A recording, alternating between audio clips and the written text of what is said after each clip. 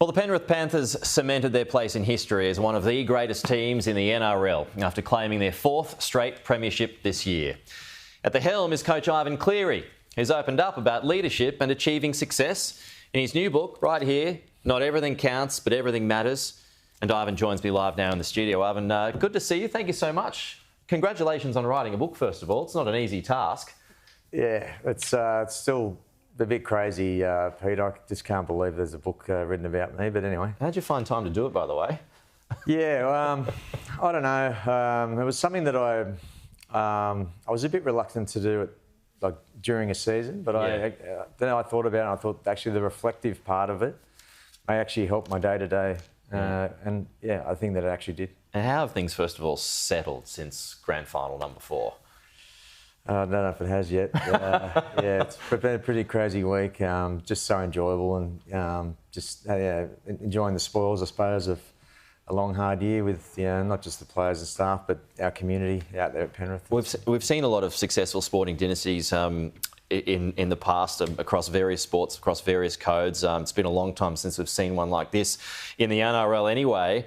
What I've always wanted to know when you're at the centre of all of that is how do you find the will to keep on going? Where's the inspiration there to keep being challenged? Well, there's always a new challenge. The feeling of achievement is it's addictive. It's just such a good feeling, and it's just each year the team changes a bit. There's another challenge, and just the responsibility too for our community, our fans, and just to get out there and perform as well as we can. So I guess it's on again next year. I know you talk about, I mean, there you go. Well, it might be 5 in a row. I know you talk about community in the book as well. Is it down to the success of the Panthers? Is it down to the group of players? Is it down to you as a coach? Is it down to club management? Or has lightning struck here where it's all come together? It's definitely a whole thing. I think our greatest strength as a club is alignment from the very top of the club all the way through. We're all on the same page. It's easy to say, but it's harder to do. There is a real community feel and a real sense of community, which I think helps. Real collaborative environment. So many people have done so much good work, and I think probably our strength is we've all done it together. One of I've supported Manchester United Football Club ever since I was a kid, and Sir Alex Ferguson, he's up there, and you might well be on the way there. But I've read just about everything there is to read on Sir Alex Ferguson. I know that he's talked in the past about he always found that his best players always came from those areas, communities, but also lower socio-economic backgrounds because players tend to just leave it on the line. There's no fallback. Do you find that in your experience?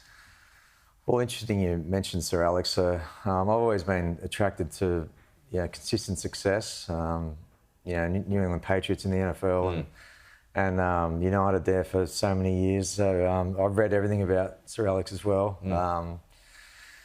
Our boys definitely have come through together. I think that's been a real big part of our success. Hard working, but coming through together, a bit like David Beckham and Ryan Giggs and all those guys. I think that's been a big part of our success. He also mentioned, though, that, and this might be the separation of codes that's the difference here, but he says that these days players seem to have become a bit softer because there's social media now, there's criticism online, there's agents, there's managers, everybody's circling around them, whereas you probably didn't have that in your day as a player. Have you noticed the change there in the spirit of players? Yeah, I'm not sure if they're softer. I think that's probably why he likes the kids from low socioeconomic backgrounds. It's just more of a challenge in terms of trying to keep them focused. There's so many more. There's just so many more people coming at them, and there's just so much more information and opinions, and so a big part of that's just trying to get them.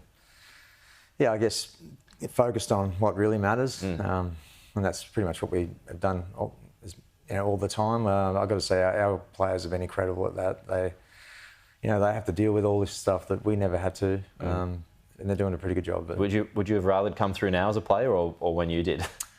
It was simpler in those days, but there's more opportunities now as well. So I guess if you can navigate all that stuff and stay focused and make sure that at the end of the day it's your performance which really counts, and if you can get that right, then there's more opportunities for you. I'm going to ask you about Nathan.